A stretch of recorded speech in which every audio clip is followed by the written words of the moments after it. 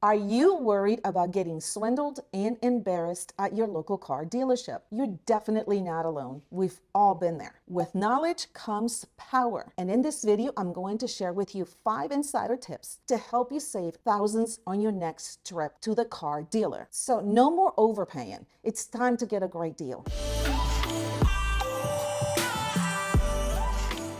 Welcome to part 2 of how to buy a car for less money. If you haven't seen part 1, you're in for a nice treat. In this video, I share some crucial insider tips that could save you thousands on your next car purchase. I've included a link to part 1 in the description below and at the end of this video so you can easily catch up. You don't want to miss it. Tip number 1, how to handle your trade-in. One of the first questions that a salesperson is going to ask you is, do you have a trade-in? This is not just small talk. It is crucial part of their negotiation strategy. They do this all the time. So why? Because a trade-in is a major profit center for dealerships. Your response in this situation can impact how much they are willing to charge you for this new vehicle. Trade-in your old car might seem like an easy way to reduce the cost of your new ride, but there's a catch. Dealerships often offer less than your car's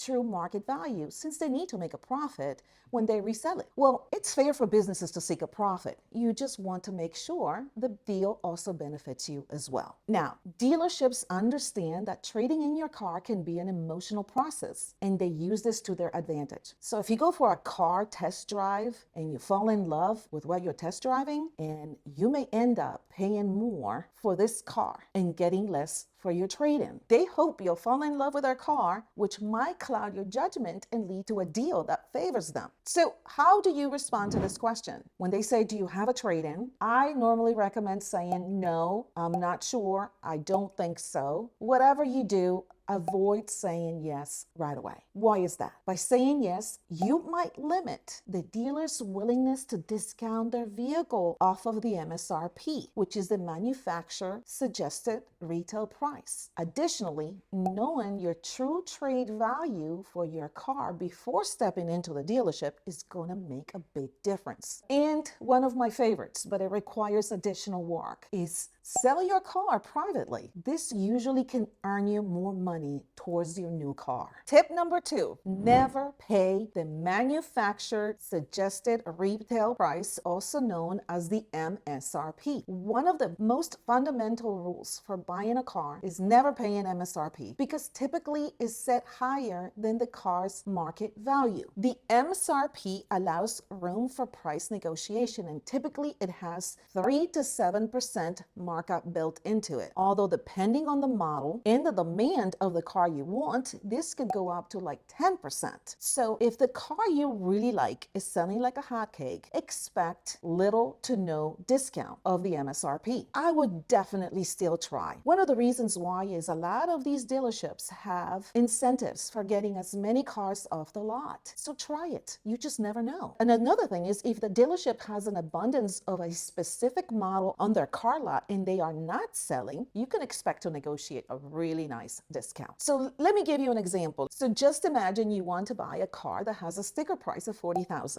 The dealership agrees to knock off 7%. You've been negotiating down the MSRP, which is great. That would bring the vehicle's price to $37,200. With that $2,800, it will cover the interest on the loan if you're financing the car. As I stated earlier, remember, when you first walk into the dealership, it is wise not to mention any plans to trade in your car at the beginning of the negotiation. Keep it quiet. That can increase what they are willing to take off MSRP. Tip number 3, should you buy a new or a used car? When deciding between a new and a used car, there are pros and cons, good and bads to both options. A new car offers the latest technology, has hardly any miles, comes with a full warranty, and provides the peace of mind that comes with knowing the car's complete history. After all, it's a new car. There's no history. However, new cars are more expensive, they cost more in insurance, and they depreciate the minute you drive it off the lot. Used cars, on the other hand, are generally more affordable vehicle, they do cost cheaper in insurance and have already experienced the steepest declines in depreciation depending on the age of the car, meaning you might get more value for your money. But buying a used car carries some risks that you may not know. You do not know its full history, the warranty may have expired, and it may require some costly maintenance. So before buying a used car, I always suggest checking its value on reliable sources like the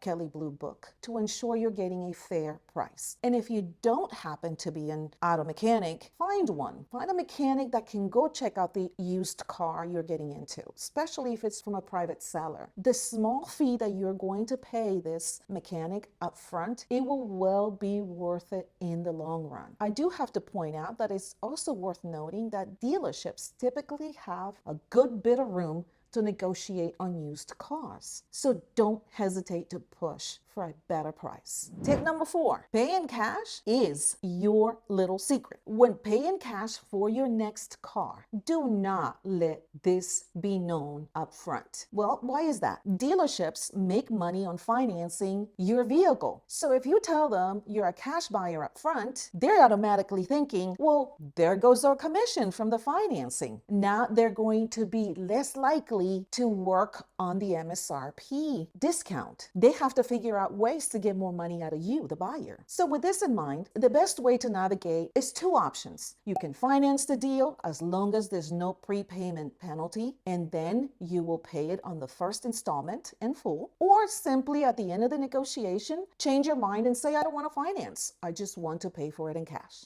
Finally, with tip number 5 is avoid the add-ons. Dealerships often push add-ons like scratch and dent protection, leather coatings, gap insurance, because these are high margin products for them. Why do they do this? Well, making more money, of course, and honestly, they could care less if you're going to need them really at any point or not. So here's 5 tips to keep in mind when you are considering add-ons. Talk to your insurance agent. Before visiting the dealership, discuss your coverage with your insurance agent. You might find that some add-ons duplicate coverage you already have through your auto insurance, credit card, or the vehicle's warranty. Consider your needs. Depending on your driving habits and where you live, with some of these protections may not be necessary. If you keep your car in the garage and you normally don't keep it and you're in a city that is not very hectic, scratch and dent protection might not be very useful for you. Gap insurance. If you're financing the car, gap insurance can be very valuable. It covers the difference between what you owe and the car's value in case of a total loss. So basically, remember, if you just bought a new car, the minute you drive it off the lot, you have a gap between what you owe the bank and what the car is worth. So gap insurance is important. Often you can get gap insurance from your insurance company at a much lower rate than what the dealership is going to offer you. Evaluate the cost versus benefit. Some add-ons like leather protection might not significantly affect the car's resale value,